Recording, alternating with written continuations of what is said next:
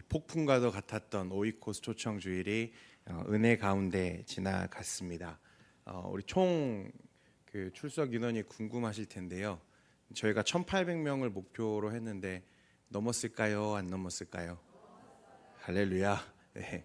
1,838명 오늘 총 출석했고요. 네, 은혜 가운데 정말 많은 분들이 오셔가지고 함께 예배할 수 있었습니다. 처음 이제 오이코스를 제가 이제 교구 맡고 진행을 했는데 이제 오늘 발 뻗고 좀 잘 수 있을 것 같아요. 네, 수고해주신 모든 성도님들께 진심으로 감사드립니다.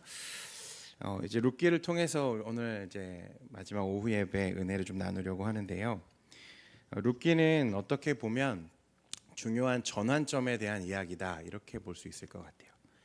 작게는 등장하는 인물들 이제 룻도 나오고 나오미도 나오고 보아스도 나오는데 이 인물들의 인생이 이 시점을 기점으로 해서 큰 변화를 맞이하죠.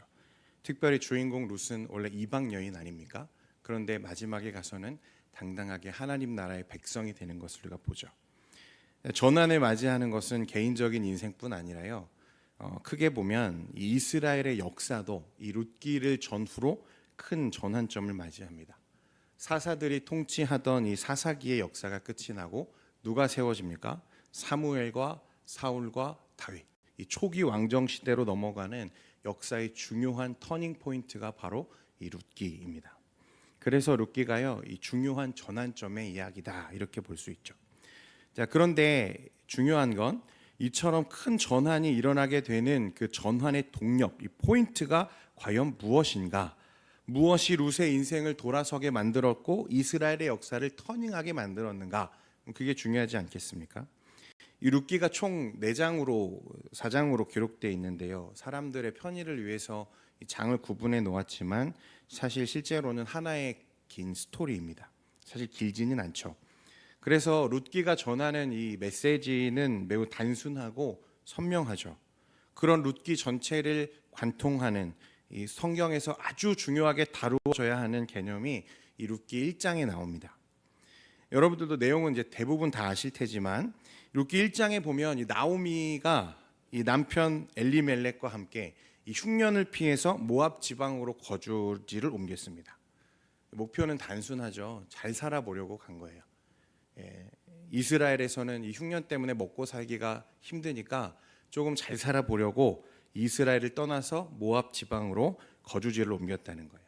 사실 하나님의 백성이 약속의 땅을 떠난다는 것, 여러분 그건 사실 옳은 건 아니죠. 그래서 나중에 이 엘리멜렉과 그 두 아들이 대를 잇지 못하고 죽지 않습니까? 이렇게 죽어버린 이들을 향해서 이건 하나님이 그들을 심판한 거다. 하나님의 거룩한 땅, 약속의 땅을 떠나버린 백성을 하나님이 심판한 거다. 그렇게 해석하는 학자들도 있습니다만 잘 모르겠습니다. 어쨌든 그들이 품었던 뜻과 생각과는 전혀 다른 방향으로 그들의 인생이 흘러갔습니다. 엘리멜렉과 두 아들은 대를 잇지 못하고 모두 그 모압 땅에서 죽고 말죠. 자, 요즘 같은 시대에도 사실 남편 없이 자녀를 홀로 키우는 게 얼마나 어려운지 여러분들 잘 아시죠? 근데 고대에는 이것보다 더 심했습니다. 고대의 남자는 노동력이고 노동력은 곧 재물을 상징하잖아요.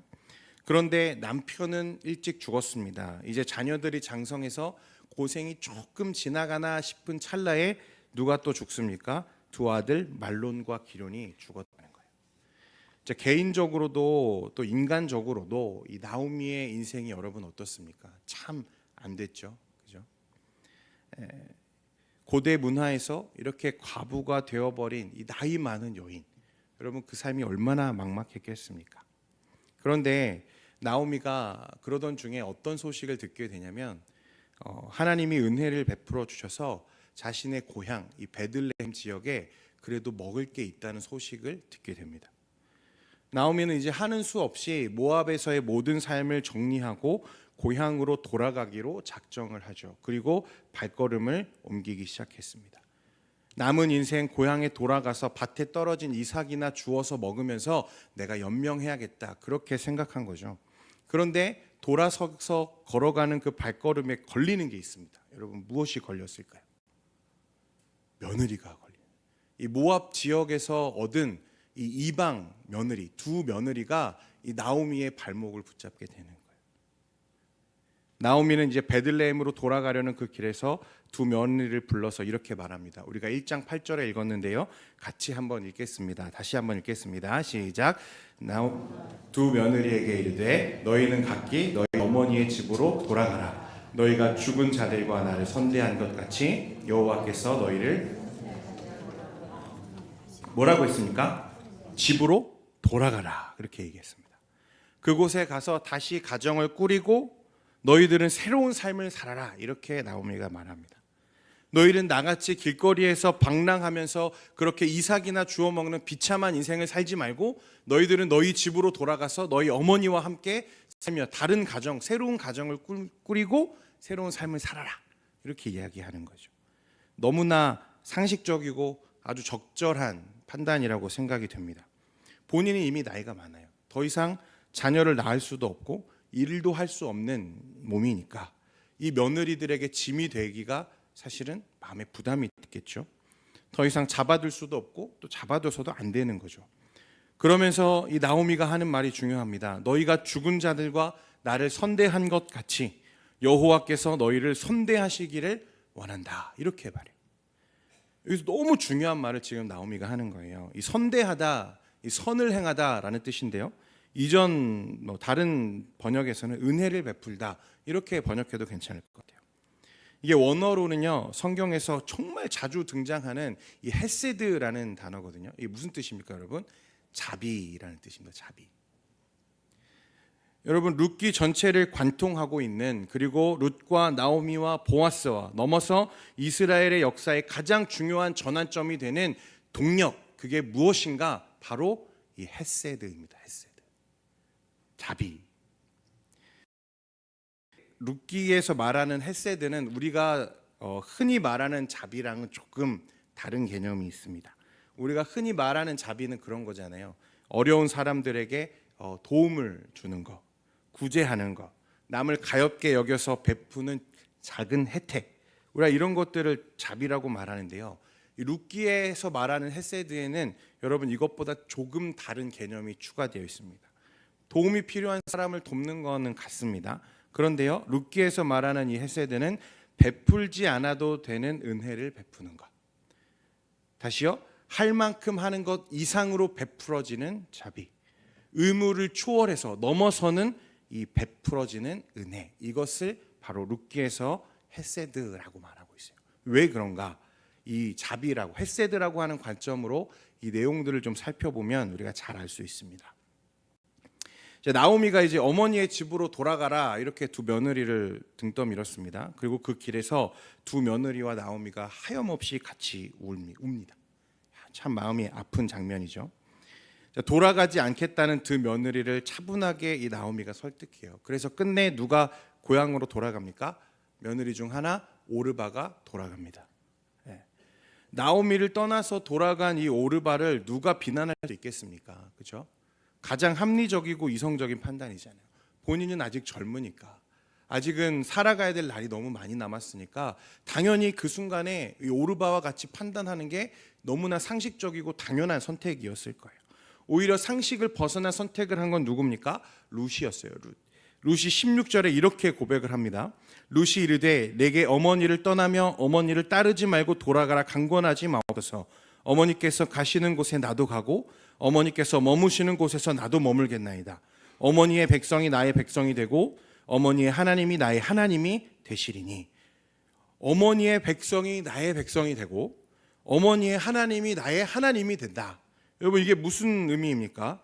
이게 어떤 고백일까요? 룻은 지금 어머니를 위해서 자신의 국적과 나의 종교와 내 그동안의 모든 과거의 이력들을 다 버리고 어머니를 따라가겠다 이렇게 말하는 거예요.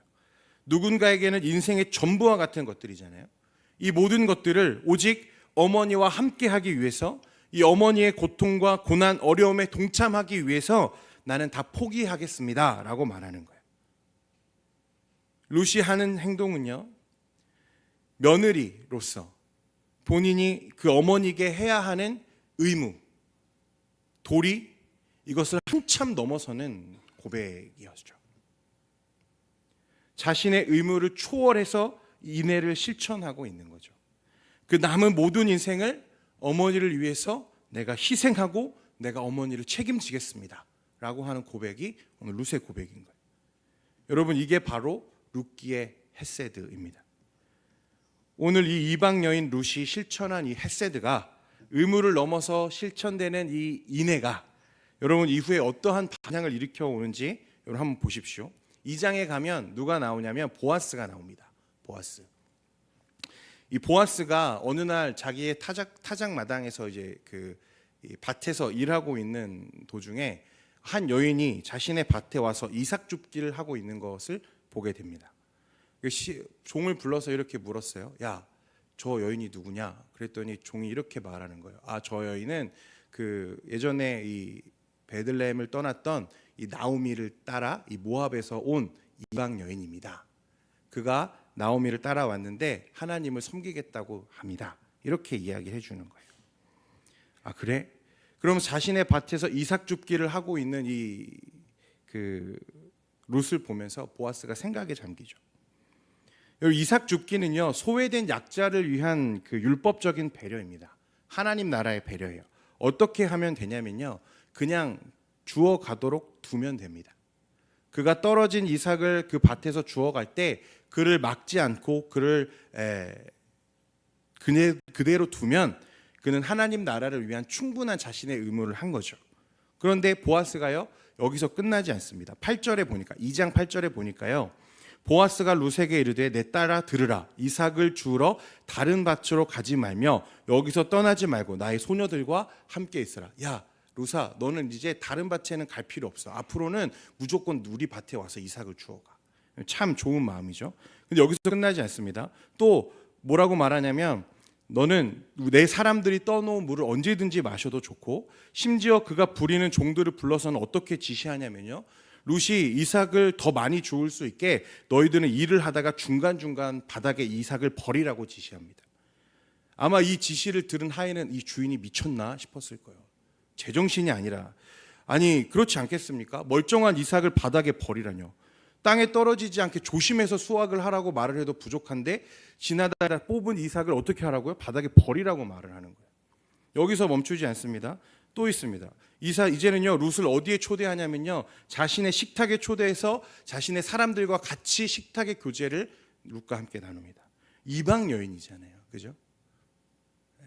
이스라엘 유대 문화에서 식탁의 교제를 나눈다는 건 그와 내가 동등한 입장에서 앞으로 교제하겠다, 영적인 교제하겠다, 그런 의미를 가지고 있는 거거든요. 관계를 맺겠다는 의미잖아요. 여러분, 이 보아스가 넘어서도 한참을 넘어서는 이 자비로 이 룻에게 베푸는 것을 우리가 보게 돼요. 이 룻이 이상해서 보아스에게 물었어요. 아니, 어째서 나에게 이렇게 과분한 은혜를 베풀어 주십니까? 궁금하겠죠. 보아스가 그렇게 대답합니다. 너가 너의 어머니와 나오미에게 한 것과 여호와 하나님을 따르기로 작정한 일을 내가 들었다. 여러분 보십시오. 룻이 어머니를 위해서 자신의 의무를 한참 넘어선 인애를 실천했을 때, 여러분 그것이 마치 수면에 일어난 파도처럼 퍼져나가서 누구에게 닿았냐면 오늘 보아스에게 닿았다는 거예요. 자, 그런데 거기서 닿아서 끝난 것이 아니라 이 보아스에게 닿았던 의무를 넘어서는 이 헤세드가 어떠한 반응을 일으켰습니까? 반향을 일으켜서 다시 누구에게 흘러가는 것을 보게 됩니까? 룻에게 흘러가게 되는 것을 우리가 보게 되는 거예요. 3장에 가보면 이것보다 더 놀라운 일이 나옵니다. 옆에서 쭉 지켜보니까요, 이 나오미가 쭉 지켜보니까 보아스의 행동이 심상치 않거든요. 그래서 이 작전을 세웁니다. 어떤 작전입니까? 룻을 보아스에게 시집 보내려는 작전을 세웁니다. 이 룻에게 나오미가 뭐라고 하냐면, 우리 친족 보아스가 이 곡식을 타작하고 이 마당에서 이제 잠을 잘 텐데, 너는 그가 잠자리에 들면 들어가서 그의 이불을 들고 그의 침실에 누워라. 이렇게 지시합니다. 이게 무슨 의미입니까, 여러분? 이거 뭐 하라는 거예요? 이거 말로 표현하기도 조금 민망하죠. 유혹하라는 거예요. 유혹하라는 거. 여러분, 이게 말씀이니까 우리가 그냥 그러려니 하고 보는 경향이 있는데요, 여러분 이게 정상적인 시어머니와 며느리의 대화입니까? 더군다나 여러분 룻과 보아스가 이제 만약에 결혼을 하려고 하면 넘어야 되는 산이 한두 가지가 아니에요. 말씀을 보면 보아스의 나이가 많았다고 합니까? 적었다고 합니까?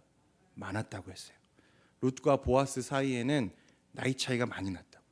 아무리 어머니를 위해서 내가 내 인생을 희생하고 내 그를 책임지겠다고 베들레헴에 쫓아왔지만 이제는 어머니가 뭐라고 나를 등 떠미는 거예요? 저 늙은 보아스에게 시집가라고 자신 등을 떠미는 거예요. 여러분 그 마음이 어땠겠습니까? 룻의 입장은 그렇다 하더라도 보아스의 입장은 여러분 더 난처합니다. 여기서 우리가 무엇을 보게 되냐면 계대 결혼이라고 하는 성경에만 등장하는 이 개념인데요. 또 고엘이라고 하는 이 독특한 율법 문화를 보게 됩니다.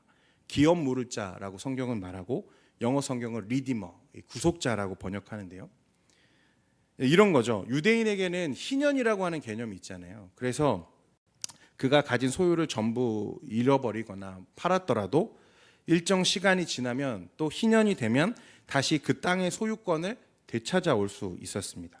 그런데 간혹 희년에 돌아와야 하는 이 땅의 소유권마저 팔아버리는 경우가 종종 있었어요.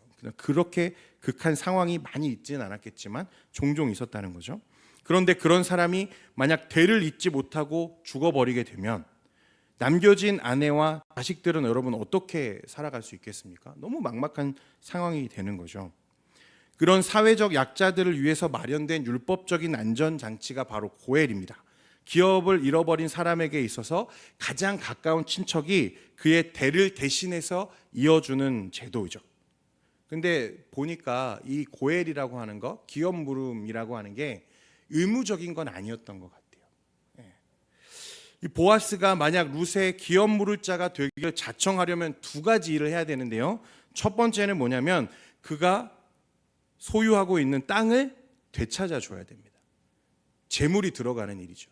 자신의 물질이 상당히 많이 들어가야 되는 일이었다는 거예요. 두 번째는 뭘 해줘야 됩니까? 대를 이어줘야 돼요. 대를. 결혼해서 대를 이어줘야 돼요.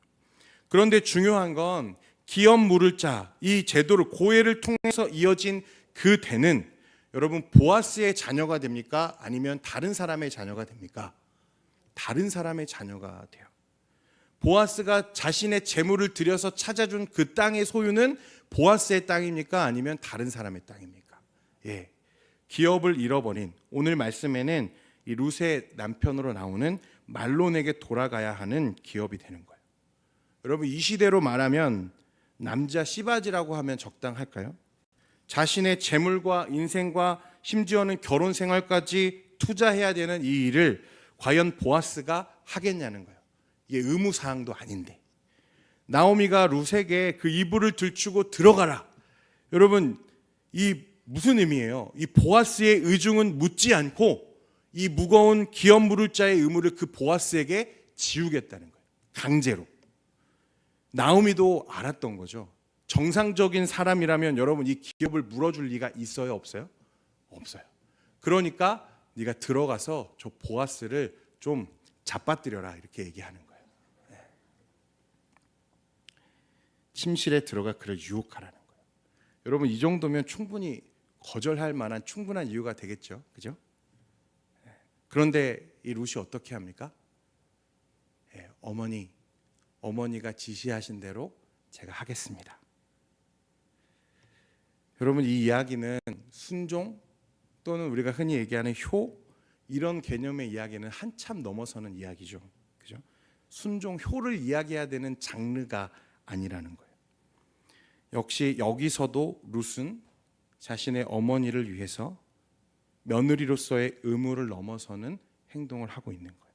이것을 누가 확증해 주냐면 이 보아스가 확정해 줍니다. 이 3장 10절에 보아스가 이렇게 이야기합니다. 우리 3장 10절 혹시 같이 볼 수 있을까요? 룻기 3장 10절입니다.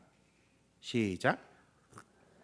내 딸아 여호와께서 내게 복 주시기를 원하노라. 내가 가난하건 부하건 젊은 자를 따르지 아니하였으니 내가 베푼 인애가 처음보다 나중이 더하도다.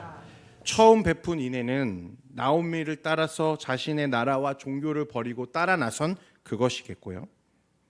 나중 인애는 무엇입니까? 나중 인애는 지금 어머니를 위해서 나이 많은 자신의 침실로 그 이불 발길을 들추고 들어오는 이 룻의 모습이 보아스가 보기에는 어떻게 보이는 거예요? 감동스럽게 보이는 거예요. 저 룻의 마음이 이해가 되는 거죠. 그리고 보아스가 그제서 작정을 합니다. 룻아, 기다려라. 이런 방법이 아니라 내가 정식 절차를 밟아서 내가 너와 너의 집의 기업을 물어주겠다. 사람들이 보는 앞에서 이 보아스가 자신이 이 나오미와 룻의 기업 물을 자의 의무를 행하겠다 선언합니다. 그게 4장 9절에 나오는데요. 보아스가 장로들과 모든 백성에게 이르되 내가 엘리멜렉과 기럨과 말론에게 있던 모든 것을 나오미의 손에서 산 일에 너희가 오늘 증인이 되었고. 여기까지가 룻기의 전체 스토리입니다. 잘 알고 계시죠? 이제 거의 다 왔습니다. 여러분 힘드시죠? 정리해 보면요, 이런 거예요. 룻이 하지 않아도 되는 이 의무를 한참 넘어서는 이 자비를, 헤세드를 실천했고, 이 자비가 누구에게 닿았냐면 보아스에게 닿았고, 또 이 보아스에게 그 자비가 반향을 일으켜서 다시 룻에게 돌아왔고, 룻이 또 한 번 이 어머니를 위해서 한참 자신의 의무를 넘어서는 인애를 실천했을 때, 어머니의 요구를 따랐을 때, 그 보아스로 하여금 남은 인생을 전부 담보 잡히더라도 내가 너의 기업을 물으겠다, 고해를 작정하는 결과를 가지고 오는 거죠. 자비가 자비를 낳고 인애가 인애를 낳은 아주 아름다운 이야기가 룻기에 기록되어 있습니다. 여러분, 그런데 우리는 아직 이야기하지 못한 한 가지가 남아 있는데요. 앞에 서두에 그 1장 8절에서 우리가 읽었던 이 나오미의 선언 이야기가 룻기 전체를 관통한다고 제가 말씀드렸잖아요. 너희가 죽은 자와 나를 선대한 것 같이, 자비를 베풀어 준 것 같이 여호와 하나님께서 너희에게 자비를 베풀어 주시기를 원한다, 선대하시기를 원한다 그랬어요. 여러분, 이 말씀에서 헤세드를 실행하는 대상이요, 한 부류가 아니라 두 부류라는 것을 보게 됩니다. 첫 번째 부류는 누구들이죠? 인물들, 그죠? 나오미, 룻, 보아스. 두 번째 부류는 이 헤세드를 실행하는 대상이 누구십니까? 여호와 하나님이세요. 이제 룻은 보아스는 의무를 넘어서는 인애를 실천했습니다. 실행했어요. 그렇다면 이제 남은 것은 무엇이냐면 여호와 하나님이 그들에게 자비를 베푸실 차례라는 거예요. 서로를 향해서 의무를 넘어서는 희생과 자비를 실천했을 때 하나님은 이 룻과 보아스에게 어떠한 자비로 그것을 돌려주셨는지를 우리가 봐야 된다는 거죠. 그게 4장 17절부터 기록됩니다. 먼저 이 룻에게 베풀어진 하나님의 자비, 은혜를 보겠는데요. 우리 17절 말씀 같이 보겠습니다. 4장 17절입니다. 시작. 그의 이웃 여인들이 그에게 이름을 지어주되 나오미에게 아들이 태어났다 하여 그의 이름을 오벳이라 하였는데 그는 다윗의 아버지인 이새의 아버지였더라. 자, 룻과 보아스 사이에서 자녀가 태어났습니다. 그 이름이 오벳이라고 합니다. 그런데 이 오벳이 말씀에 누구의 자녀라고 합니까? 나오미의 아들이라고 했습니다. 기업이 무너진 거죠. 그죠? 그런데 이 오벳이 누구의 아버지인가 보니까 이새. 여러분, 이새는 누굽니까? 우리가 너무 사랑하는 다윗의 아버지. 이 룻은요, 이 다윗의 증조 할머니가 됩니다. 여러분, 우리가 모두 알고 있는 것처럼 마태복음 1장에서는 누구의 족보에 이 룻의 이름이 나옵니까? 예수 그리스도의 족보에 이 룻의 이름이 당당하게 기록되는 것을 우리가 잘 압니다. 룻이 기대한 건 여러분 이런 건 아니었을 거예요. 그렇죠? 보아스를 통해서 기업을 이어가며 그저 소소한 행복을 누리며 살면 여러분 그것이 룻이 바라는 충분한 만족 아니었겠습니까? 그런데 하나님은 의무를 초월해서 자비를 실행한 이 이방 여인에게 바로 이 세상의 유일한 구원자요 다윗의 자손으로 오실 예수 그리스도의 계보에 그 여인의 이름을 올려놓으시는 거예요. 하나님도 어떻게 해요? 의무를 넘어서는 자비로 그에게 돌려주고 계시는 거예요. 그렇다면 보아스는 어떤 축복을 받았는가? 여러분, 이 룻기 마지막에 보면 이 족보가 하나 나오는 짧은 족보인데요. 구약 성경에서 이 족보가 맨 마지막에 기록되어 있는 건 이 룻기밖에 없거든요. 이 룻기의 족보가 굉장히 중요합니다. 그래서 한번 같이 18절부터 우리 22절까지 같이 한번 보겠습니다. 시작. 베레스의 계보는 이러하니라. 베레스는 헤스론을 낳고 헤스론은 람을 낳았고 암미나답은 나손을 낳았고 나손은 살몬을 낳았고 살몬은 보아스를 낳았고 보아스는 오벳을 낳았고 오벳은 이새를 낳고 이새는 다윗을 낳았고. 저는 설교 준비를 하면서요, 이 마지막 족보를 묵상하다가 제가 정말 얼마나 큰 충격을 받았는지 몰라요. 여러분, 뭔가 이상하다는 거 발견하셨습니까? 여러분, 이러면 사실 안 되는 거거든요. 왜냐하면 룻기 스토리 전체가 여러분 무엇을 향해서 왔냐면 고엘, 기업 무릎을 향해서 왔어요. 그것을 향해서 말씀이 계속해서 흘러져 왔거든요.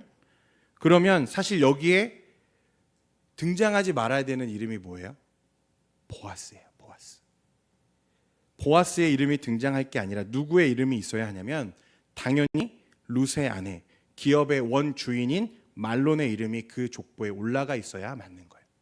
암미나답은 나손을 낳았고 나손은 살몬을 낳았고 살몬은 말론을 낳았고 말론은 오벳을 낳았고, 이게 정상적인 플롯이라는 거죠. 그런데 하나님은 지금 그 자리에 보아스의 이름을 올려놓으셨어요.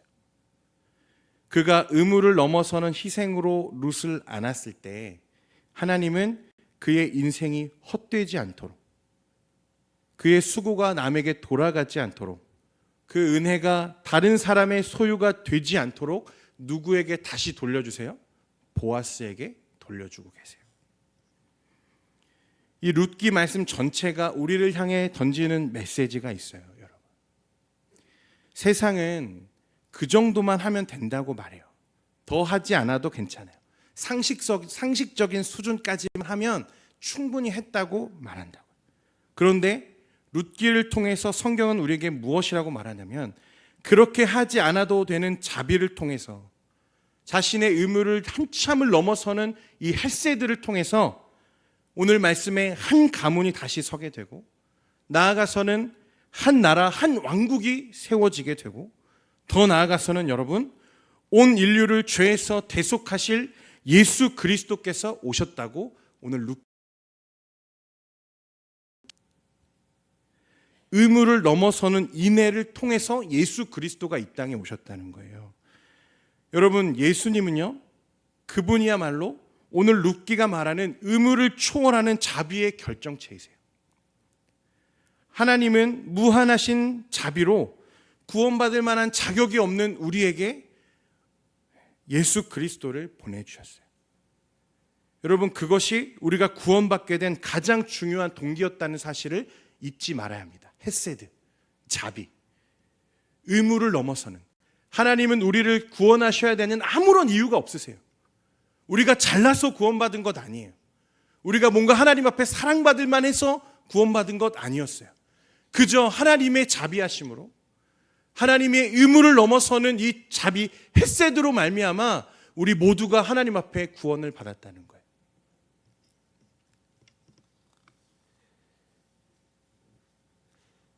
사랑하는 성도 여러분, 우리를 구원하시기 위해 예수님이 이 땅에 오셨고, 예수님으로부터 출발된 이 자비, 헤세드가 오늘날 누구에게 닿아 있는지 여러분들 기억해 보십시오.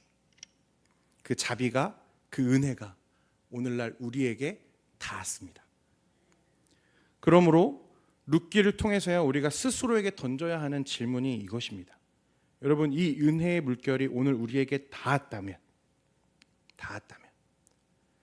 룻이 보아스에게, 또 보아스가 룻에게 계속해서 이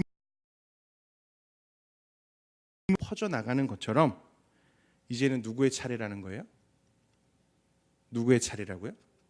우리의 차례라는 거예요. 이 말씀을 묵상하면서 계속해서 마음에 떠오르는 분이 한 분 계셨어요. 여러분, 최춘선 할아버지 혹시 아십니까? 맨발의 천사, 여러분 기억하시죠? 이 할아버지가요, 젊었을 때는요, 공항 일대에 여러분 셀 수 없을 만큼 넓은 땅을 가지신 분이었거든요. 그런데 어느 날 이분이 지하철에 맺히고 막 돌아다니실 때 사람들은 대부분 이 할아버지가 미쳤다고 생각했어요. 광신도 중에 한 사람이라고 생각했습니다. 그런데 그분의 삶이 이제 매스컴을 통해서 착 조명이 됐거든요. 이제 사람들이 그제서야 그분의 외침에 공감하기 시작했어요.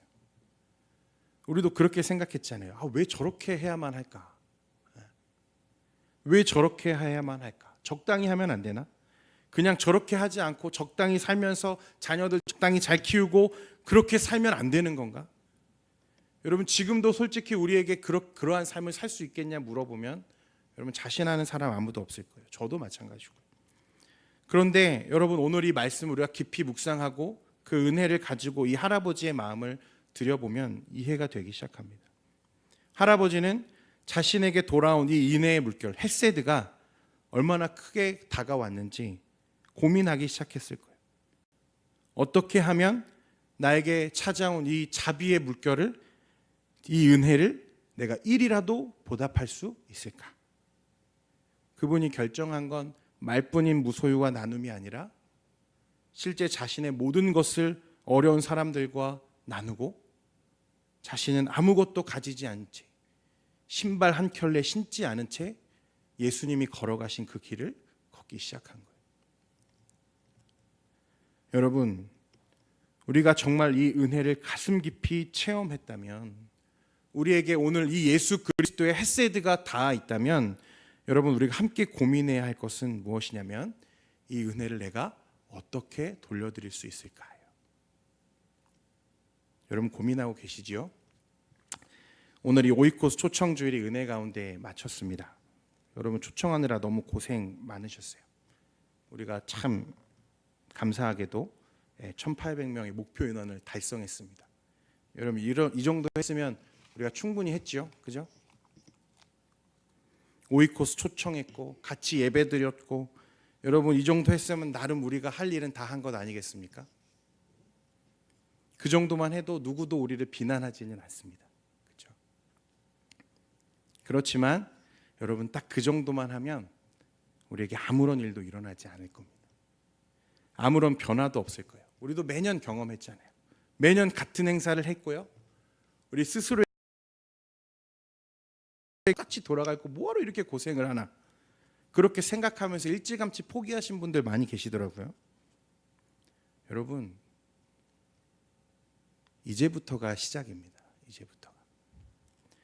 언제고 담임 목사님이 저희에게 이제 목회에 대한 이제 교육을 하시면서 통계를 말씀해 주세요. 교회에 새 신자가 왔을 때, 초청자가 왔을 때 이 72시간 안에 다시 교회가 이 새 신자에게 연락이나 아니면은 만남이 이루어지지 않으면 그 사람이 돌아설 가능성이 없다는 거예요. 그쪽으로 완전히 빠르면 빠를수록 그 사람의 마음이 이 교회 쪽으로 기울어질 가능성이 크다는 말씀을 하셨어요. 여러분 오늘 돌아가셔서요, 오늘 초청되어 온 분들에게 반드시 여러분 감사 메시지를 좀 넣어주시기 바랍니다. 여기가 끝이 아니에요, 여러분. 여기서 끝나면 다음 주에 또 똑같아져요. 그런데요, 여기서 우리의 의무를 넘어서서 우리가 다시 한번 인애를 실행하기 시작하면 여러분 그것이 우리 교회에 어떠한 영향을 가지고 올지 생각해 보십시오. 여러분 우리 교회가 한 번 더 부흥을 경험하게 될 겁니다. 믿으십니까? 어떻게 할 때요? 우리의 의무를 넘어서는 실천이 있을 때. 여기가 끝이라고 생각하지 마시고 오늘 다시 여러분 함께 뛰어가는 우리 석관중앙교회 되기를 소원합니다. 오늘 그리고 룻과 우리가 보아스를 볼 때 여러분 그렇게 우리가 실천할 때 누가 그것을 알아주세요? 하나님이 알아주세요. 우리는 생각하지 못한 방법으로 하나님이 우리의 수고를 알아주세요. 우리가 그것들을 믿고요, 주님 오시는 그날까지 하나님의 나라를 위해서 여러분 실천하며 살아가는 저와 여러분 되기를 소원합니다. 기도하겠습니다. 네, 광고 먼저 드리겠습니다.